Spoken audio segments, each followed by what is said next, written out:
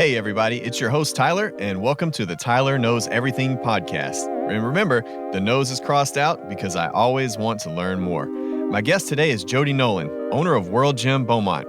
We talk about how he fell off a cliff while rock climbing in California and almost never walked again.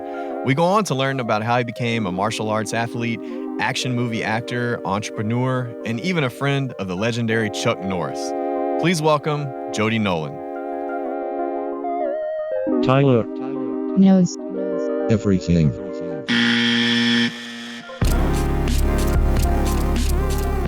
All right, we're here with Jody Nolan. He's the owner of World Gym in Beaumont, several locations, and has an interesting story from coming from the early days of fitness, back in the 80s and 90s, and martial arts and all kinds of stuff. So thanks for coming today.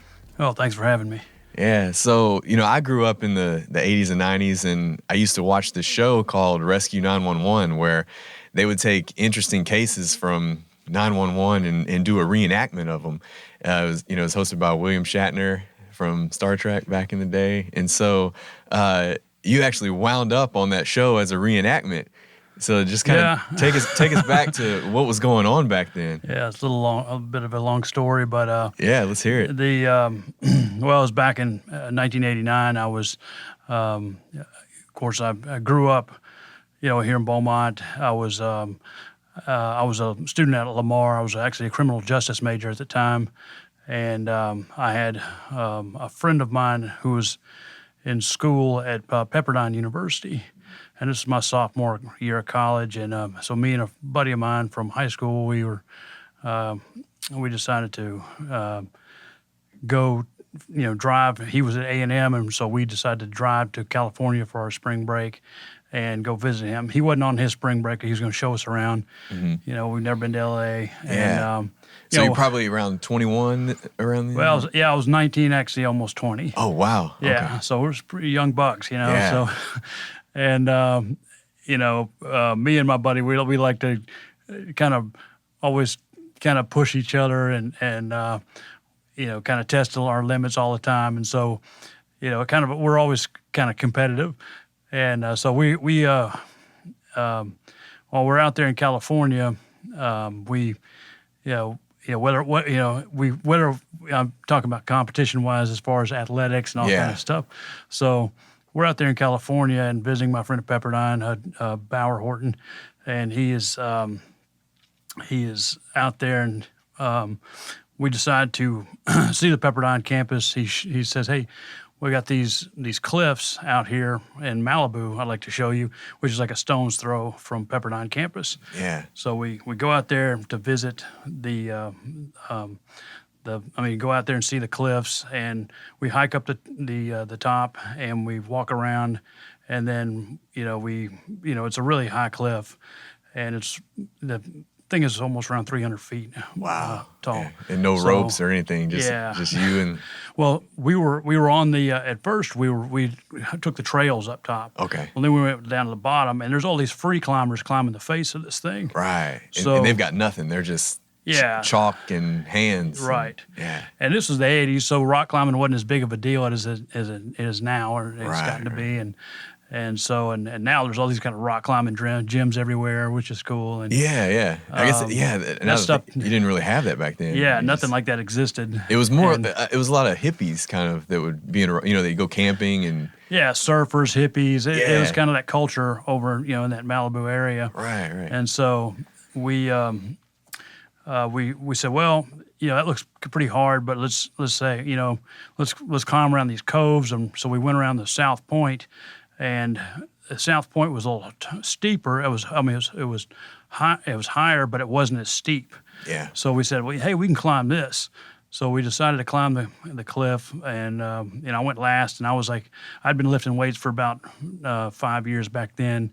And so I was pretty bulked up. I was about 205, 210. Okay, yeah. And I'm 5'10", so yeah, that's a good size. Good size for me. And so these guys are more lean and athletic, and runners and that kind of thing.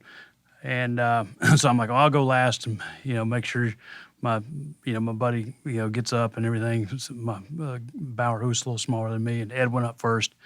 So about an hour into it, we're like, hey, this thing's getting pretty hard, Yeah.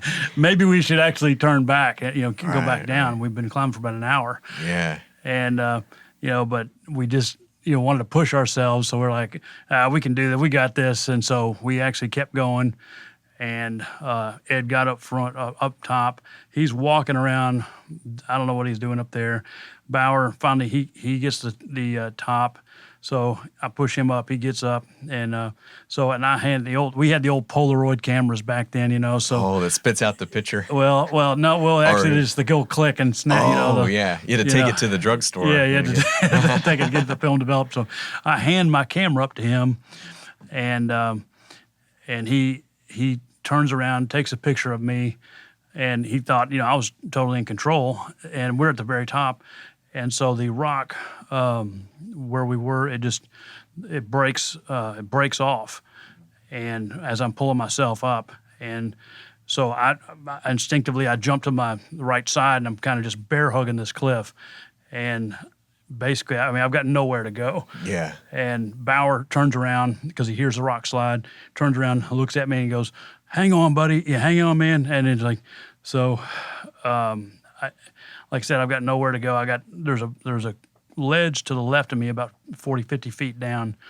And so I just said, I pushed off as hard as I could and turned around in the air and kind of trying to guide myself down to that first ledge, which I wound up landing on my feet, but I compounded my left ankle on that first fall. Oh, wow.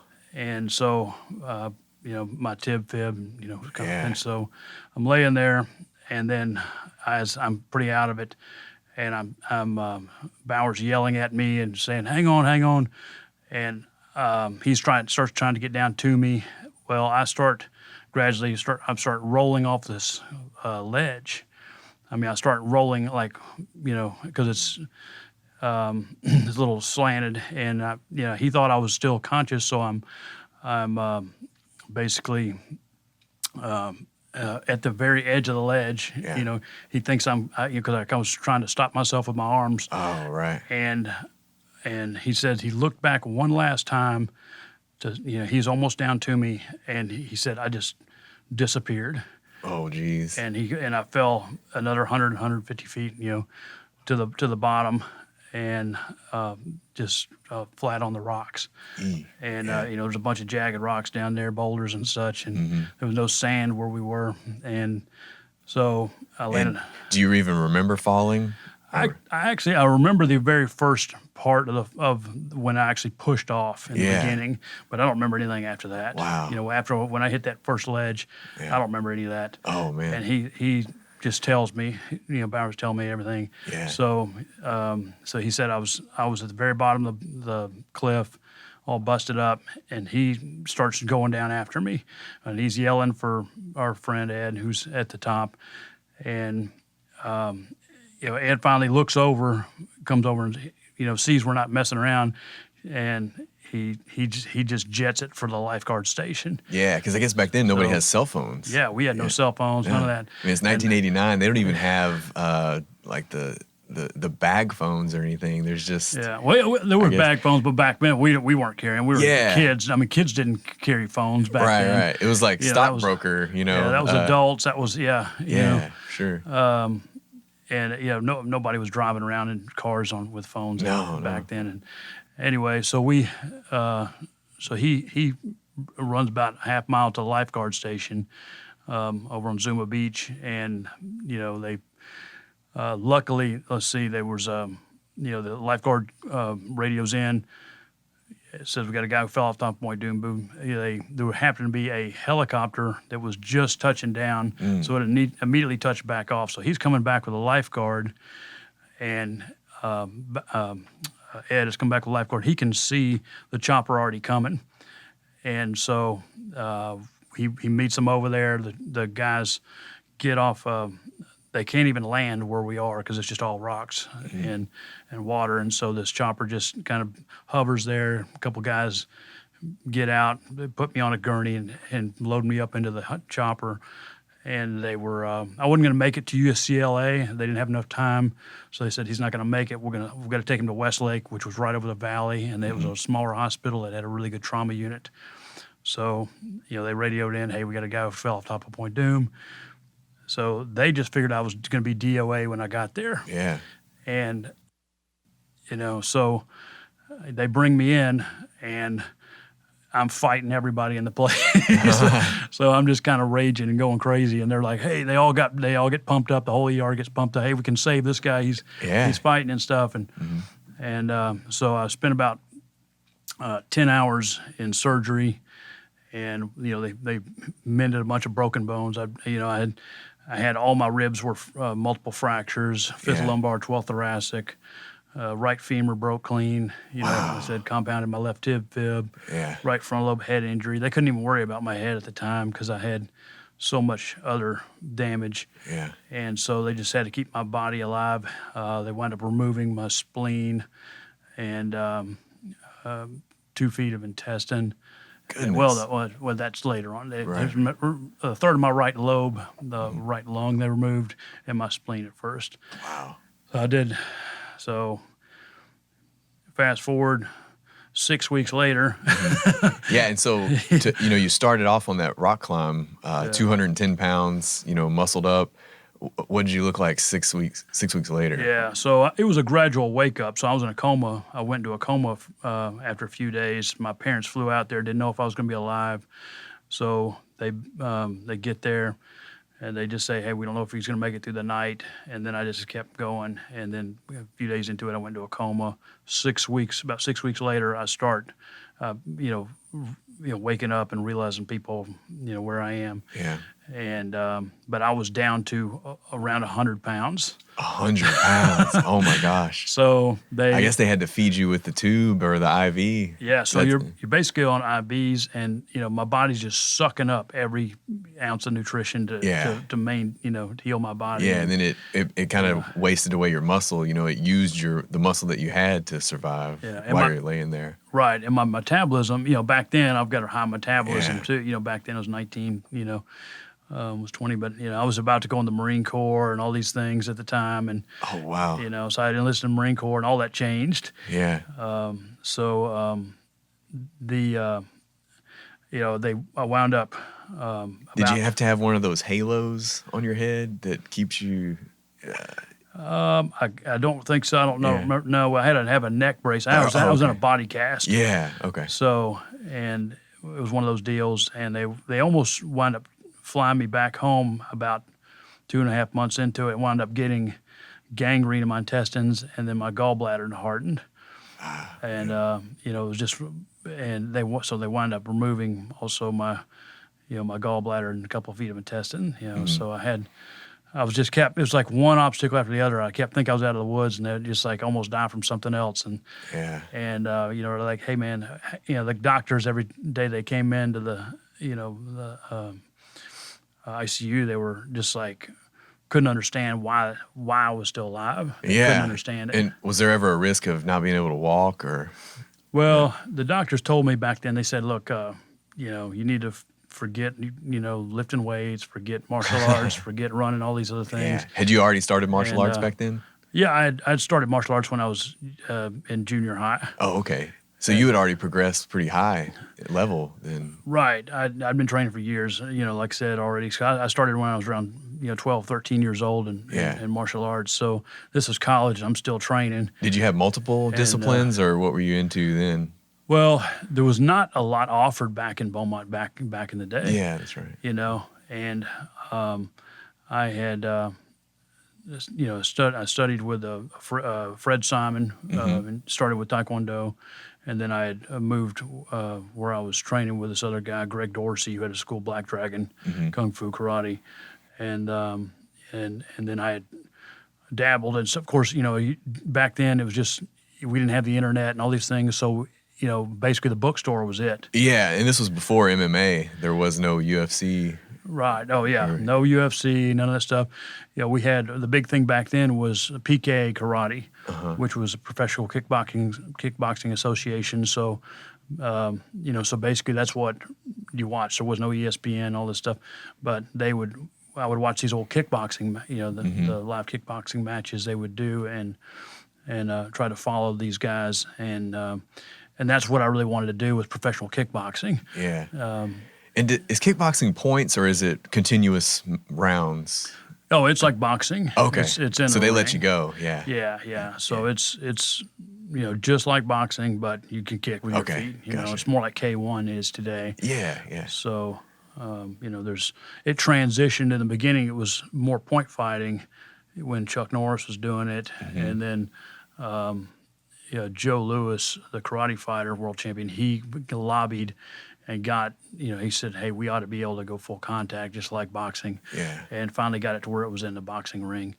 So it progressed, and you had these different champions, you know, Bill Superfoot Wallace and all these guys, Don the Dragon Wilson, you know, and so, which some of these guys I've gotten to be friends with today and gotten to train with them. And I see, you know, you're actually on a first name basis with Chuck Norris. You know, that's pretty impressive. Yeah, well, that actually ties into my accident. But, Okay. Because when I was in a coma, my dad actually wrote to him. Oh, wow. And told him, hey, my son's your biggest fan. You know, hey, he's gonna he might not live. He fell off the cliff. This is a cliff and everything out here. And so Chuck was filming Delta Force 2 back in the Philippines. Yeah. That's how long ago this was. Right. And so Chuck couldn't come see me or anything. So he was having his office send all these, you know, things, you know, to hopefully, you know, boost my spirits. Of course, I was in a coma, but he would also write letters and his, you know, he would send letters from his family and everything, and everybody would sign them, and you know, and that's incredible. It started out with a letter from your dad. And so Chuck, he was like gonna come see me when he got back done with the film. Well, by the time he was finished with the movie, they'd already flown me back to Beaumont. Oh, okay. And I spent the rest of my time in learning how to walk. I was still in a body cast and everything when they flew me back to Beaumont. Right. But it was just like my parents couldn't continue to stay out there. Sure. And you know, so they flew me back. And did you have to fly on a regular commercial airline, or how did that work? Yeah, they actually flew me back on a jet.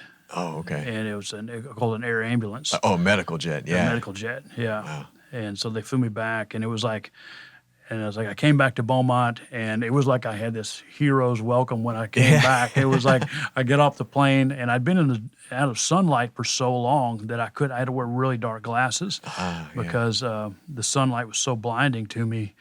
You know, because I've been in the ICU for months, you know, in the dark and in a coma and all that. And you don't realize it's, you know, how, you know, it's like you've been in a dark theater and all of a sudden you walk outside in the summertime. It's like, well, it's been months in the dark. Yeah. Instead of a couple hours, it's months. Yeah. So it had to take me a while to get adapted to the sun and get adjusted. But I got back, and it was like the whole, you know, huge crowd in the Jefferson County Airport with the, you know, like band and everything, and like with the, I mean, it was crazy, with like police escorts and everything to the St. Elizabeth's, and it was pretty cool. It was a big. Yeah, I think all that positive energy definitely helped with recovery. I'm sure. Yeah, and that was another big thing. When I was in that ICU, I had so many letters from all these people that I had, you know, befriended over the years. And I was a really shy kid.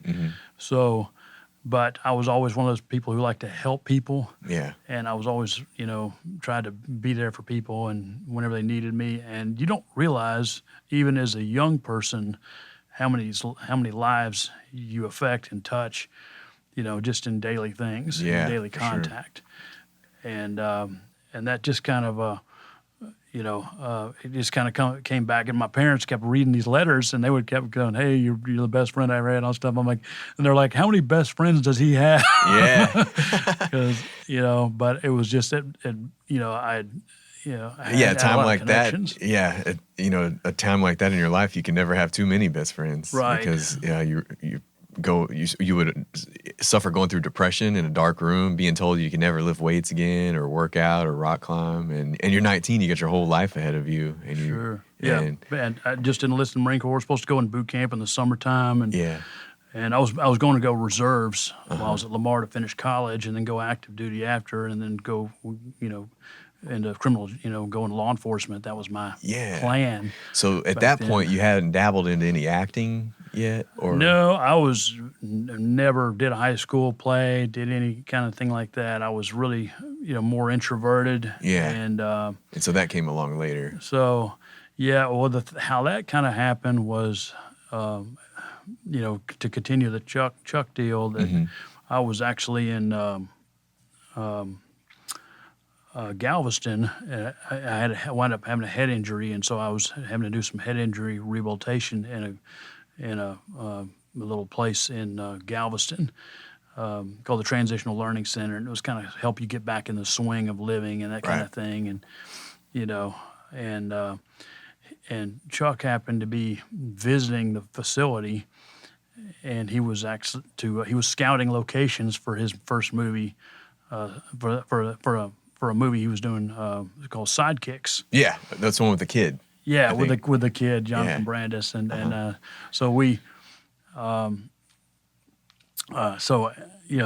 Chuck actually came to that facility not to meet me. He didn't even know I was there. He was just scouting locations, and so he comes in and to the waiting room, and there's all these people gathered around, and I'm standing in there, because I wanted to meet Chuck, and so, and it was a very weird thing because it's like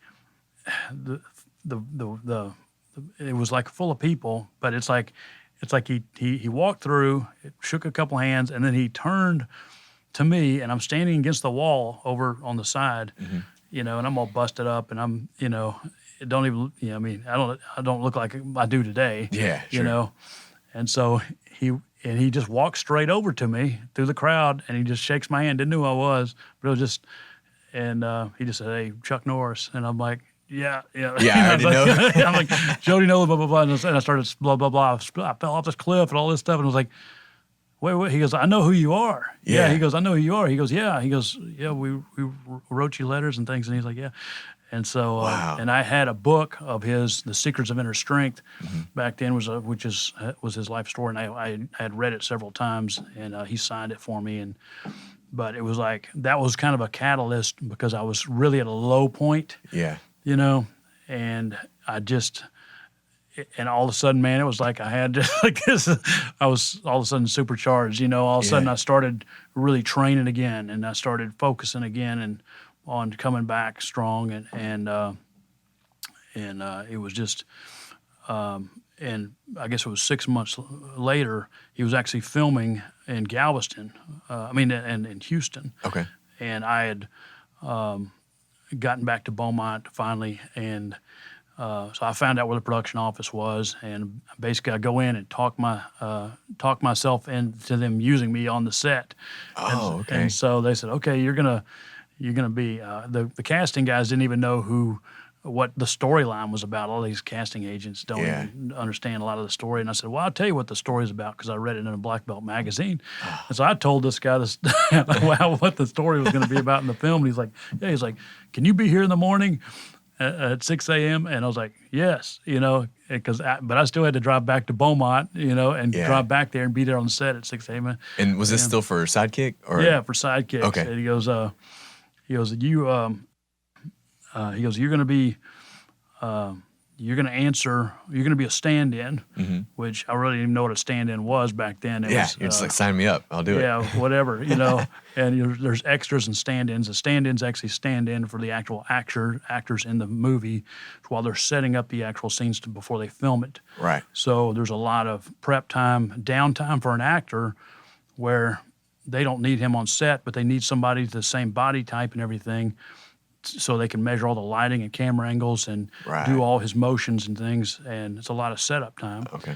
So, that could be several hours, and then it's like time to shoot the scene. Well, then the actor comes on. Gotcha. Well, he said, you're going to answer to your actor's name. When they call your name, you're going to go by Eric. Okay. Okay. And so I'm like, okay. So when they say, Eric, you come in, I'm like, it's all right. So I'm like, okay. So I'm walking out, and I go, Eric Norris? And he goes, yeah, you're Eric Norris. And I'm like, yeah. Wow. And so I got to double for Eric Norris as a stand-in. And so I'd block all his fight stuff, or all his action. He was playing a biker in this fight scene, and this Mr. Lee's in. Mm-hmm.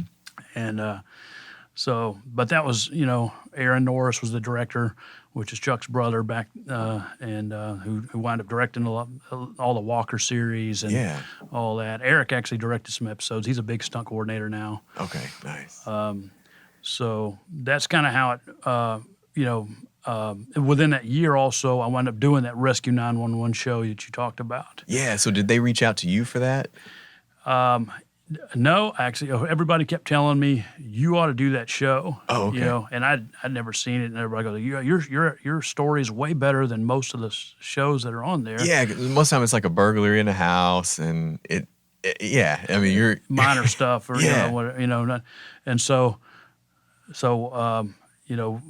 we'd gotten a hold of from a mutual friend, the production company, and called them, and so my story competed with all these other stories. Well, they wind up said, we want to use your story for sweeps week of the season. Oh wow, that's the biggest viewers. Yeah, so that's their ratings week. Yeah. And so I'm like, all right, cool, okay. Well, there's going to be a lot of media coverage on you when you come out here, and I'm like, all right. Yeah, and bring it on. Yeah, so they flew me and my family out to California to shoot the Rescue 911, and back then, and so I had at this time gotten back into like really awesome shape. Yeah. And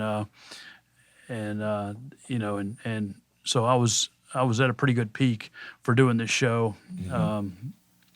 And gotten a lot of my flexibility back, so I was being able to do all my kicks and all that stuff. Yeah, I've seen you do the splits before. Yeah, so can still do it. I'm hanging on to that. I'm approaching 50, so I'm, but I enjoy still doing the kickboxing and all that. But so I basically, that was actually the first time I did anything on camera. Was on that Rescue 911 episode. Yeah. So did they have you play yourself? Well, I actually had a stunt double. Yeah. And because they don't want you doing it, you know. Cause you already did it once. You're not a professional stunt man. You're just some guy who had an accident. Yeah, you did the real thing. And so so I got to pick the guys who were to be me and my buddies. Oh, cool. And that was kind of my first taste of really seeing what stuntmen do on a set. And then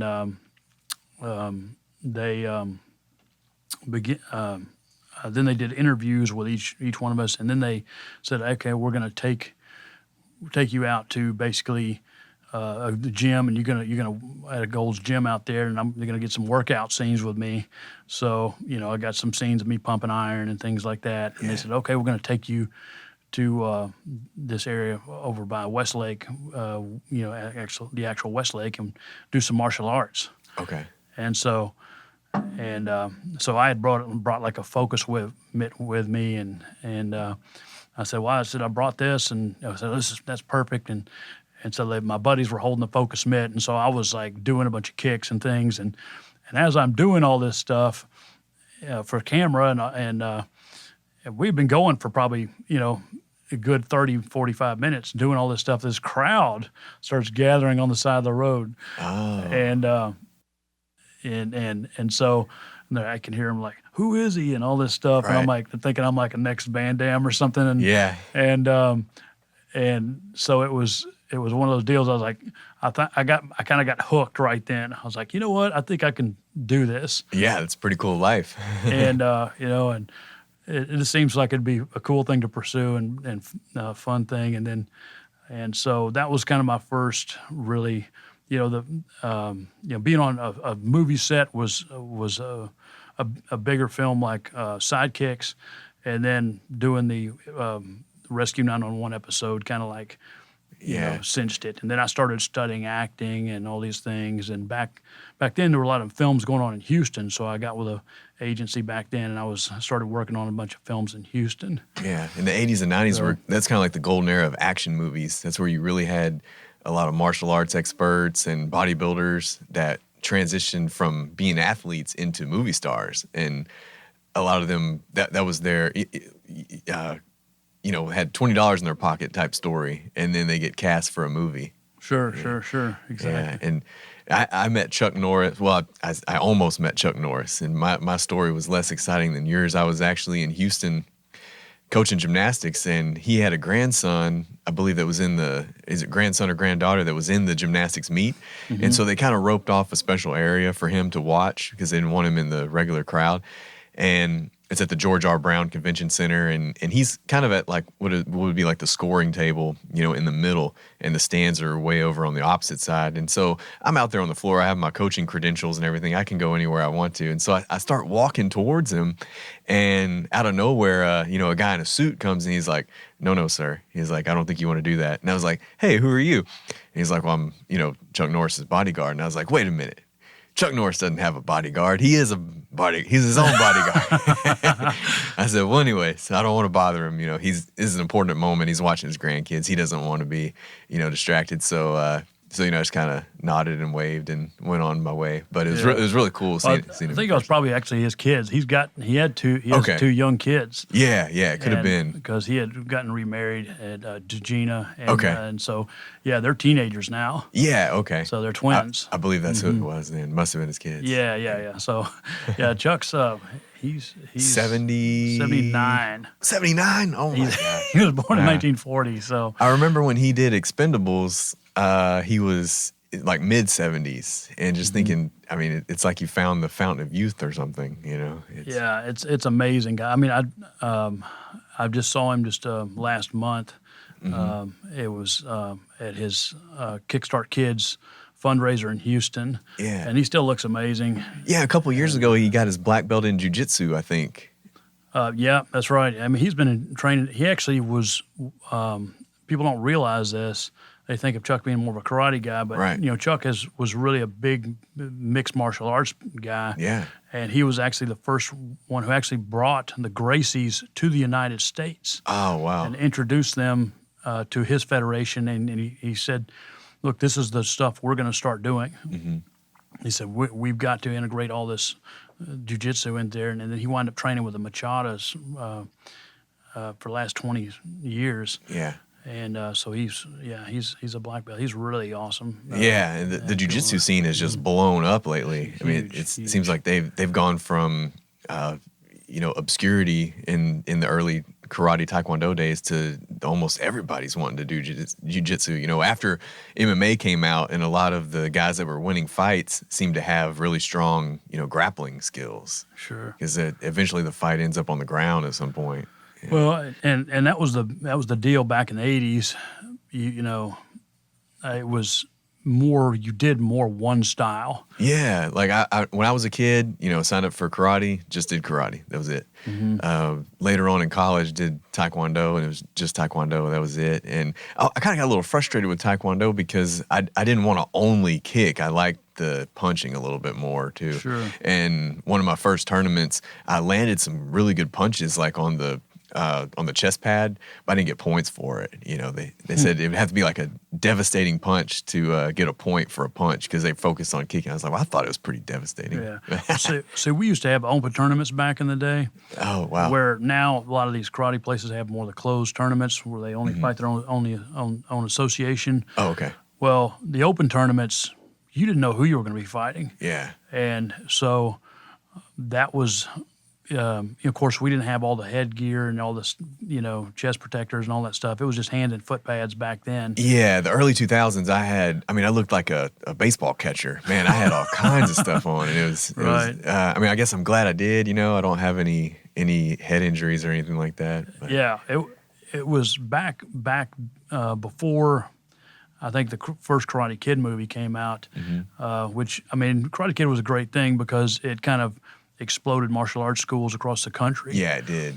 But it did something negative also. It kind of watered down some of the karate. Yeah. And because when I got into it, karate was more of an adult thing. Oh, okay. There was not many kids who were actually in karate in school. And I remember, I was like one of the only kids, me and one other guy, maybe a couple other guys in our high school that were into karate.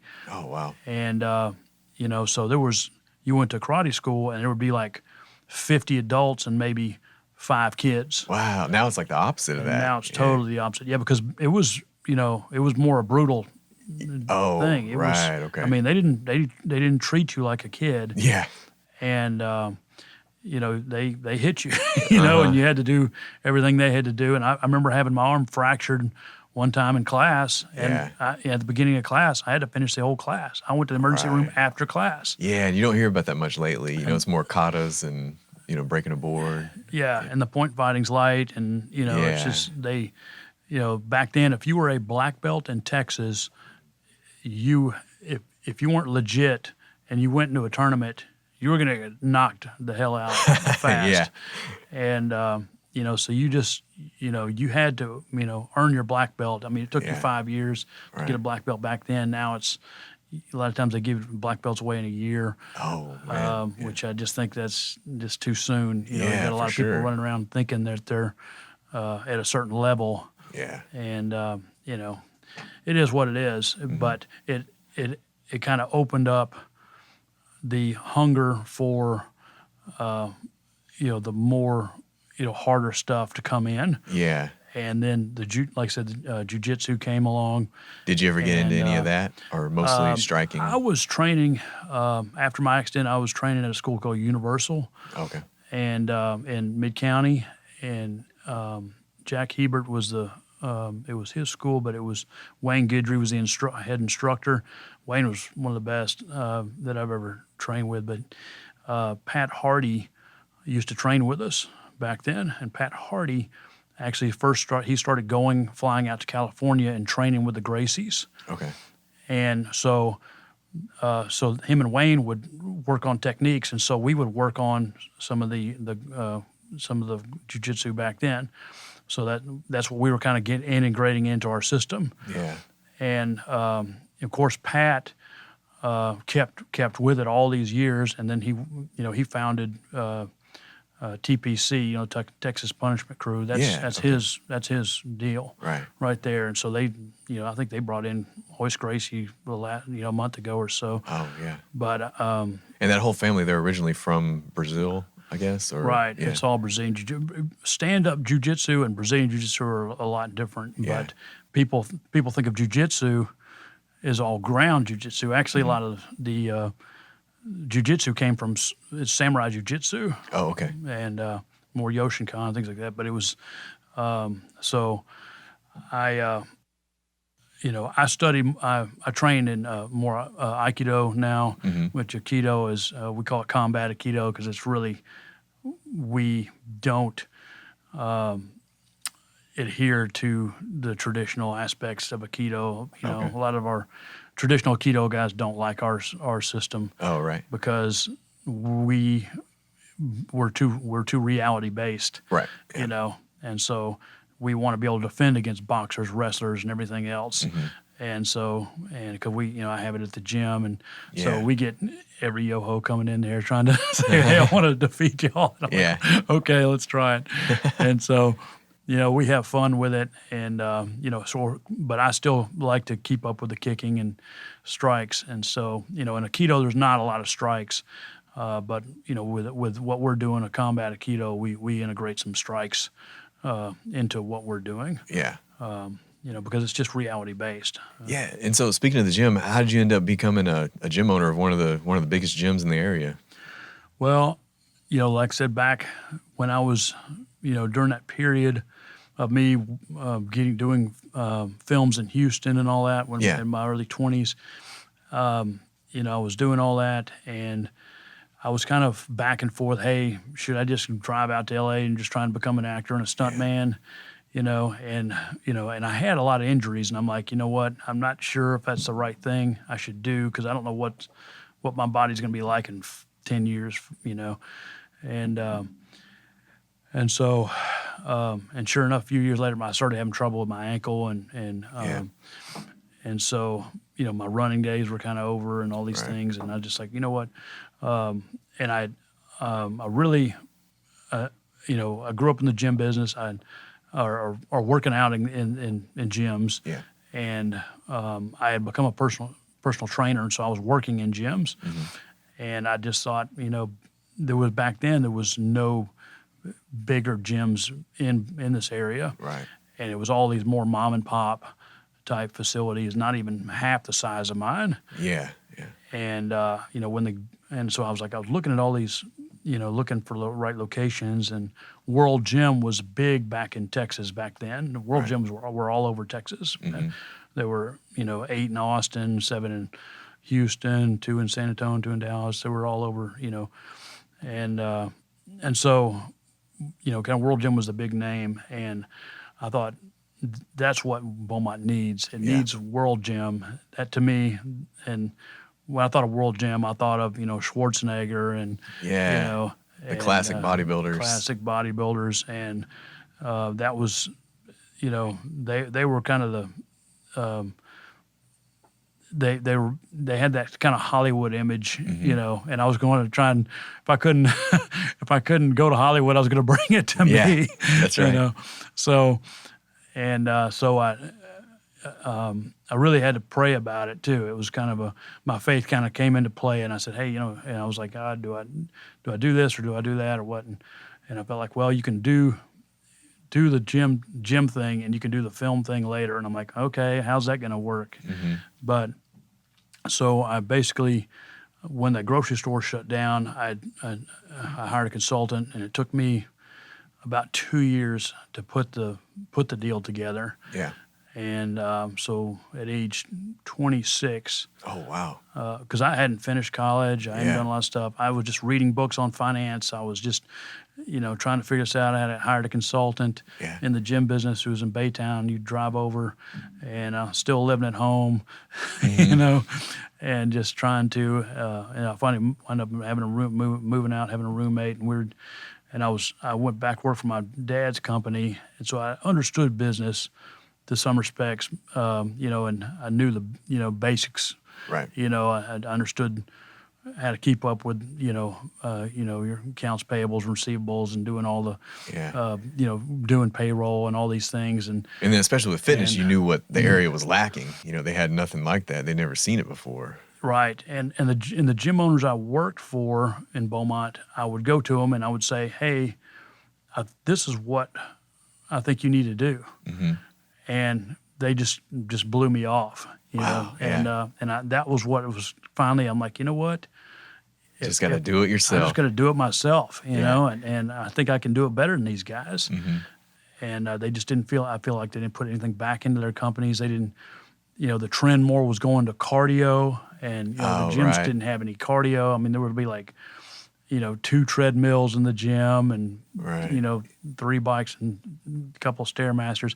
It was like, and there was one thing over the years, I've seen you're constantly upgrading equipment, upgrading the spaces, adding new things to the walls and new paint. Yeah. You stay really good about updating things. Sure. Yeah. And that's another thing.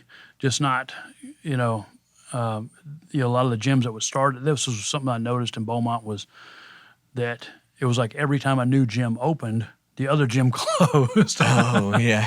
And it was like a cycle, because the gym owners didn't put back into the equipment, put back in the facilities, didn't refresh things, didn't put new equipment in. They didn't, just simple things like just reupholstering the equipment and keeping things clean was such a, they're small things, but they're big things. And did they have 24-hour back then? The workout studio had opened up. 24-hour workout studio had opened up. Okay, that was probably a new thing. Sure. Back then. Yeah, and and Beaumont never had a 24-hour gym, and I was always the morning guy. Yeah. And so the other club I worked at, I was the 6 to 2 guy, and I think I was a 7 to 3 guy at the workout studio, and I was more of a morning manager. And but my big thing was customer service. I didn't make much money, I was making minimum wage plus commissions, know, and but it was. I just loved the fitness business, and I liked helping people, and I had spent years in the gym, and I got to be able to share my knowledge and share, and people could relate to me because, yeah, I was young and I was in shape and all these things, but I also had already overcome all these big injuries. Yeah. And these things that people would tell me, oh, I've got this, I've got that. I'm like, oh, yeah, okay, well, I've got this. And when I tell them my story, they're like, oh, I guess I can do it too. Yeah, for sure. They've got, they're complaining about small little ailments and it would actually it would take away their excuses. Yeah. And that's what I think the biggest thing is in life is we make a lot of excuses, or we don't make the time, or we don't make, and it's like, you can do it. Mm-hmm. You just have to prioritize. Right. You have to set goals, and you've got to say, hey, where am I today, and where am I going to be in 6 months, and where am I going to be in a year? Where am I going to be in 5 years? You got to make short-term goals. You got to make long-term goals. And and that's just part of it. And then if the hiccups come along the way, you gotta roll with it, and and just kind of change, change. But you can't ever stop. Right. There's a saying: a body in motion stays in motion, Mm-hmm. and that's the biggest thing. If you stop, it is so much harder to get started again. But if you just keep that motion, even if it's slow motion, you're still moving forward. Yeah, a lot of the guys. It's easier to get that pace going again. Sure. Every time I see, an older gentleman in the gym, I always ask them, if they're, they're your age or older, it seems like the same common denominator is that they never quit. They never took 10 years where they didn't work out at all. They always stayed in the gym, where if they took time off, it would be, maximum like a week or something, maybe just a vacation. But They always stayed physically active. And then, they go on vacation, they're riding their bike or hiking, things like that. I think never quitting is definitely the key. I always tell people, I work out more than when I'm on vacation. Yeah, I do the same thing because it's fun. That was the first thing I did when I go to somewhere that, like, say if you're in Venice Beach, you want to go to the Mecca and see where it all started, and say that you worked out at Gold's Gym in California, or if you're in Colorado, you want to say, well, hey, I hiked through the mountains in altitude, and I did some high altitude training. So yeah, I do the same thing, or I'll try to visit a CrossFit gym everywhere I go. I'm going to New York next week, and I was already Googling places to go. Awesome. To try to meet new people and just experience what it's like. Sure. And I think you hit on something, meeting new people. Mm-hmm. And, I remember when the back years ago, it was like the golf course, was kind of the thing back then for networking. Yeah, right. And which it still is in some regards, but, the gym has gotten to be the golf course now. It has, yeah. This is where your social life is. This is where your friends are.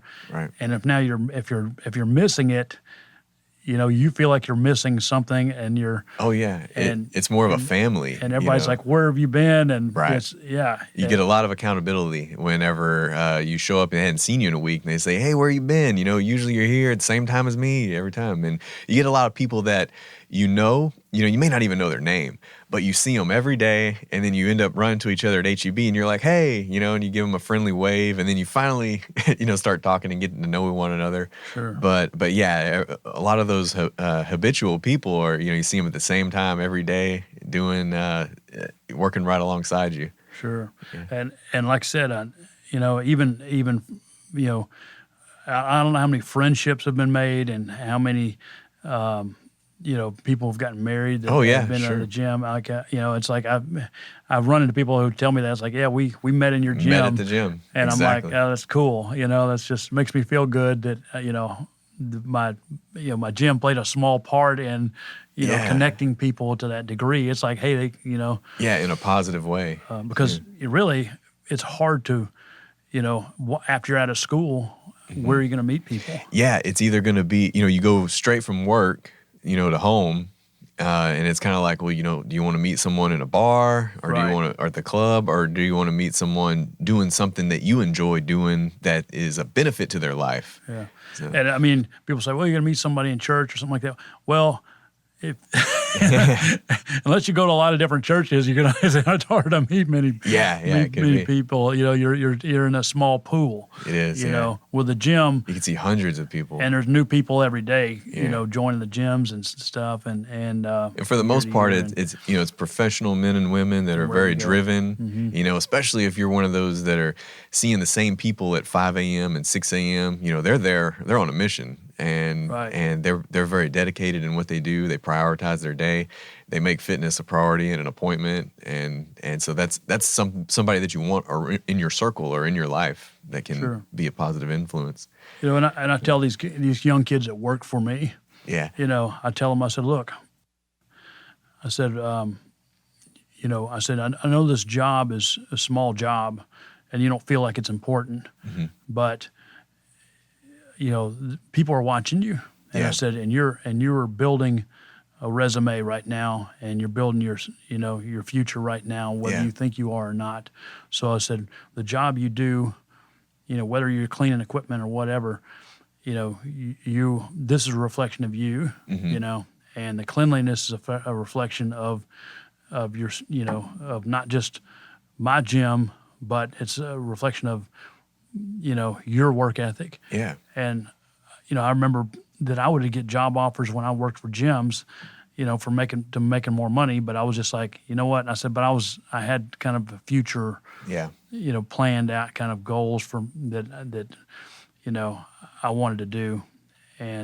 But it was, I knew that I was making impact on people, and that was, that kind of transitioned into when I opened my gym finally in 1995. All that came back to me, Yeah. and people were when I was opening up my pre-sale office and everything.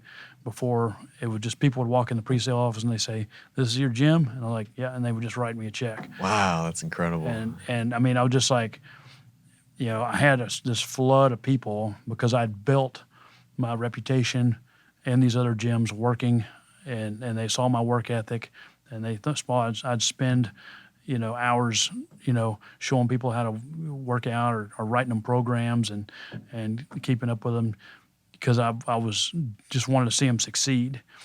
And that kind of came back, Yeah, 'cause I think a lot of those teenagers that you have working for you, they may not realize that the person that they're checking in or chatting with, you've got CEOs of companies, presidents of companies, vice presidents that are coming in and out, in the evenings and the mornings, and you can really develop your network of people for a short period of time. When I first moved down here, I worked at the wellness center, and same thing. I would run into doctors and lawyers and accountants, and some of them, they still remember me to this day.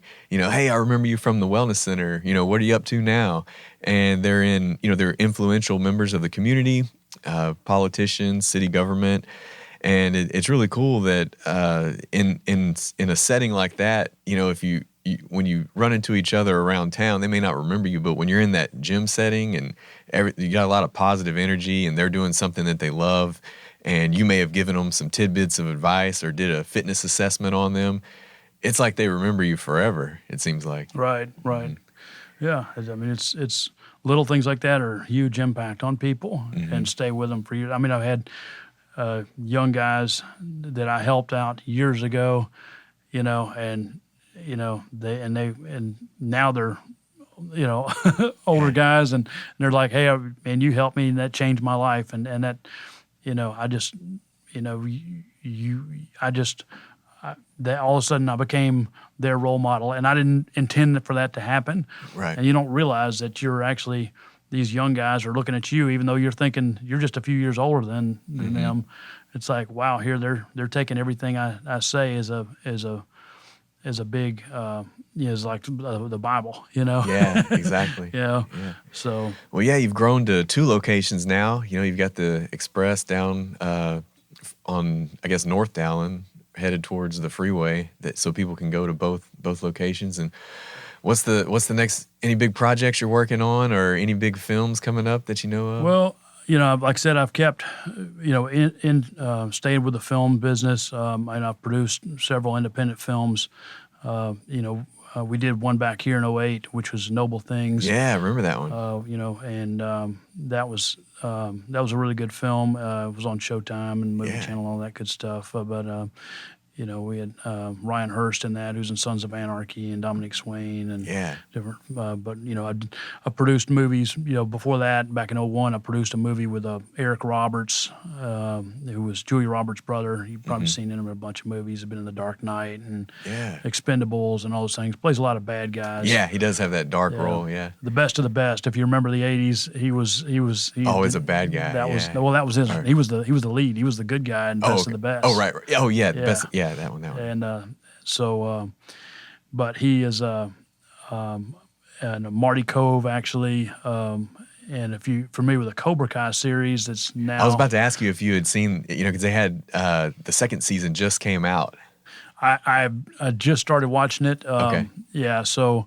I need to binge it, but I love the first season because it was. If you haven't heard it yet, or if you haven't seen it, I've seen the first it's season. where they twist the plot completely around, and now Daniel LaRusso is, he's kind of the highfalutin, car dealer owner, and then Johnny Lawrence is kind of down on his luck, and so it makes Daniel look like the bad guy in this scenario. Right. You kind of and it was funny because I used to always say that was like. Johnny was kind of minding his own business, and then that's right. And then Danny sucker punched him on the beach, and then it was like a fan theory on YouTube for the longest time, right? And then that going down all these different rabbit holes of, and they actually listened to the fans. Yeah, Johnny was actually really the good guy. Johnny was, yeah. But it was kind of a Back to the Future type scenario. Yeah, Daniel stole his girlfriend, and But it's like how they actually turned out in the future. And how one moment can kind of change your life, and that was the pivotal thing of Daniel winning with that kick, and then Johnny with an illegal kick, by the way. All right, Johnny went south, which and then of course Daniel wound up being like the biggest auto dealer in Southern California, with the Russo autos, but it's a fun show, and I like how they've. It's a great script. Whoever did the script was just really did a phenomenal job. They really did it right. Some reboots don't work, and I think they hit it with this one. There's a flashback of Johnny Lawrence at the table, and his dad, getting on to him, and he kind of doesn't have a good home life, and then he discovers karate, and it becomes a positive influence, and it kind of changes his life. Right. He's disciplined, and he found something that he enjoys, but then he gets mixed up with a bad instructor. Right, and there's plenty of them out there, and he kind of comes back to haunt him. That's how the season 1 finale is. Cruz. John Kreese. John Kreese, yeah. The Marty Cove character, sweep the leg. Marty, I worked with him. Like I said, we did a movie called Con Games back in 2001. Me and my buddy Tommy. And is that the one where you're holding the machine gun? Yeah, yeah. We're escaping. We do this escape from this prison, this big maximum security prison, and so Eric Roberts was the evil prison guard, and I forgot Marty's character was kind of some kind of crooked guy, but there was good working with those guys, and Marty, we've kind of stayed in touch all these years. So in person, he's a really nice guy. Huh? So he's a great guy. Like I said, we actually I remember when we hired him. Actually, me and my buddy met him. We went over to his house, and we were in California, and we went into his house. We met him at his house, and everything's Southwestern motif in his house. He's big into Westerns. He loves Westerns, and he was in like one of the Wyatt Earp movies years ago. Yeah. He did one scene, but played a bad guy. But and I think Kevin Costner hit him with a cue ball in the chest, and anyway, but if you look back at that scene, it was a really good, great scene. And but Marty's a really great actor, and I'm glad to see he was kind of one of these underrated actors. Oh yeah, and so he's really good at the bad guy role. You know, and so now he's having his day finally. After all these years, he's kind of gotten that cult following. Yeah, because a lot of those actors in Karate Kid didn't really do a whole lot after. And I'm glad that they're kind of back in the scene. And you know, of course, I'm sure that the Karate Kid series, I'm sure they made a ton of money off of that to keep them going. But I'm glad that they're doing things again because they were a part of my childhood, and it's really cool. There's so many reboots. Have you seen Endgame yet? No, I have not. I'm supposed to go Thursday. Okay. So yeah. We can't talk about that. Then. Okay, no. We don't want to spoil it anyway. No. The only advice I can give is it's 3 hours long. Go to the bathroom before because you don't want to miss anything. You got to sit through 3 hours of kind of wrapping up that whole universe thing. And they're going to have some movies afterwards, but for that particular group, it's the that's big funny. deal. I was a big comic book geek when I was a kid. Yeah. And, I was real introverted. And, back then, we didn't have internet and all this stuff, So, I mean, comic books were it. Right. And so, I mean, I remember every, Tuesday and Thursday, I'd be riding my bicycle to the stores, the different grocery stores, convenience stores and stuff to go get the latest comic books. And, I have hundreds of Spider-Mans and, I have all these, Captain Americas and Avengers and all these. And that's what I grew up on. Yeah. And so I was like, I want to be like a superhero. Yeah. And so that's why I started lifting weights and martial arts and all this stuff and wanting to go into law enforcement. And that's when I kind of spurred some of that, but that world of fantasy really pulled me in. Oh, yeah. I mean, it sounds cheesy, but almost every kid around my age got into working out because of Rocky movies or Schwarzenegger movies or envisioning yourself as those characters, Yeah, I remember I saw the original Rocky in the theater. Yeah. In 1976, and everybody was drinking eggs and they immediately went home and cracked a bunch of eggs and shot them, shotgun the raw eggs. Yeah, and actually I started running and stuff and all that, but yeah, I was a long distance runner for years, and then now my ankle, I can't really run.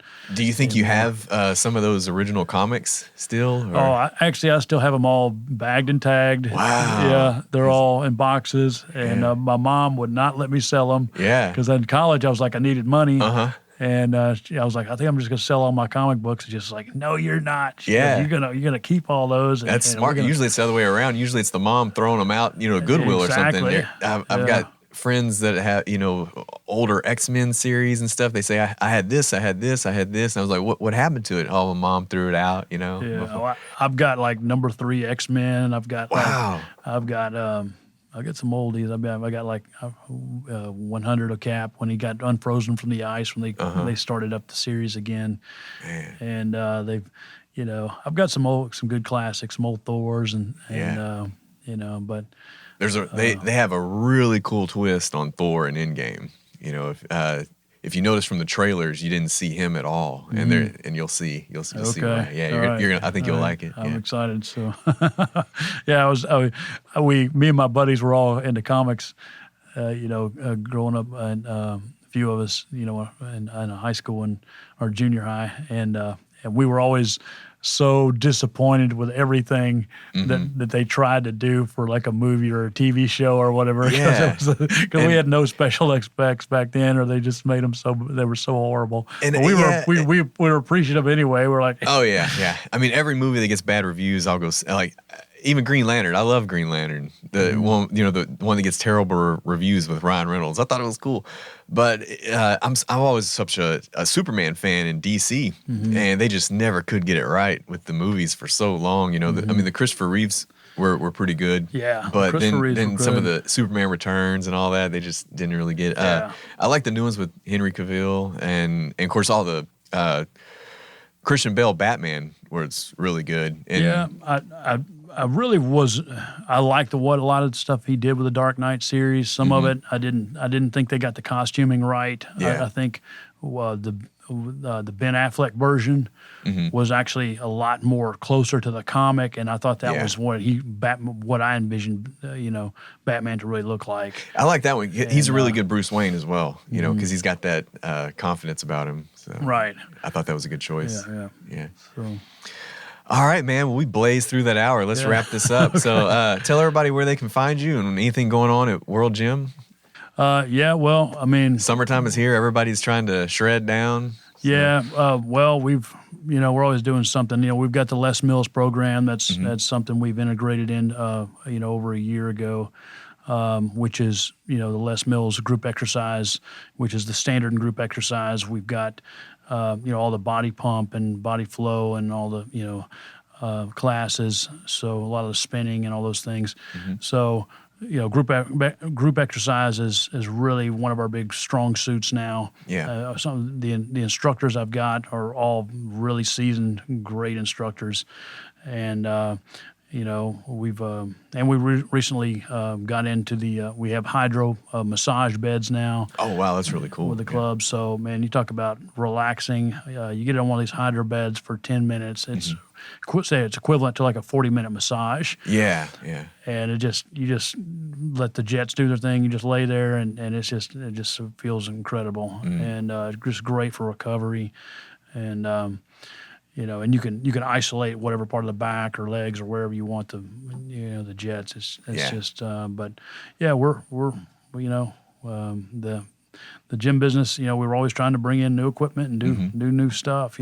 So it's I'm at 229 Dallin Road, corner Dallin and Phelan, and I've got that's the big one, and then I've got the north location, which is over on North Dallin, 3970 North Dallin, and which I've got type of a cross. I've got a cross training area and back of both facilities with, where all the tire flipping and all the, battle ropes and all that good stuff for all the CrossFit training people. Right. They really enjoy that. And that's been a good thing because that's been a big trend in the industry as far functional as fitness. Functional things. So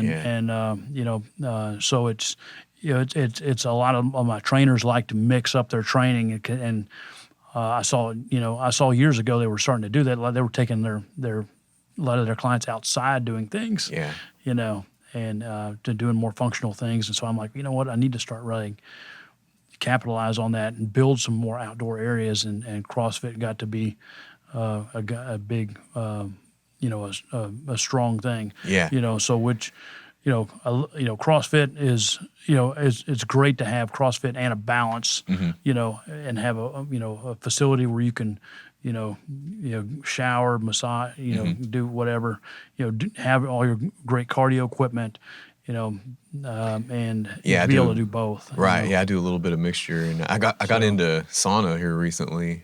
Doing about 30 minutes in there. It seemed to have some health benefits. So. Yeah, they do. So people don't realize the benefits of dry saunas and even like raising your human growth hormone levels and all those things that you don't think, well, I just didn't realize it had that kind of impact on me. But because I used to see, you'd see the old guys in there just sweating, and I didn't know what the purpose of it was. I thought they were just, kind of dehydrating themselves or whatnot. But then I started reading some legitimate studies about the heat shock, to your body, to where, in your brain, you're safe. You can walk out the door if you needed to, but your body doesn't know that. Your body thinks you're dying. And it's like, what's going on? And it ramps up everything and increases your metabolism, blood flow, anti-inflammation. And then after 30 minutes, you're done. Yeah. And then same thing with the opposite, some of the cryotherapy, like where you get cold for a few minutes. But yeah, taking yourself to those extremes, really pushes your body to the limit. You're set at the cellular level. Whereas, your brain knows that you're okay. But it's really fascinating to me how those going to extremes can improve your situation. Yeah. Well, and you look at different cultures around the world, and they've been awake to this stuff for years. Yeah. And it's like, okay, we're finally catching up. Oh, yeah. Like there's nobody tougher than the Russians. They're out there in the snow. Right. And nobody can survive that environment other than them. So it's really cool stuff. Well, Jody, man, everybody that's listening, go check out World Gym. Try it out. See how you like it. get shredded for summer. And welcome back anytime, man. Thanks for coming. That was awesome. Oh, thank you. Yeah. That was such a cool story. I really enjoyed that episode. I'm starting to get in the groove of weekly releases, so I want to thank all the listeners, and be sure to follow me on all the social media platforms. Let me know if you have someone that you think might be an interesting guest. Also, leave me some feedback, just as long as it's nice. I hope you have a good rest of your week. Thank you for listening to the Tyler Knows Everything podcast, where the nose is crossed out because I always want to learn more.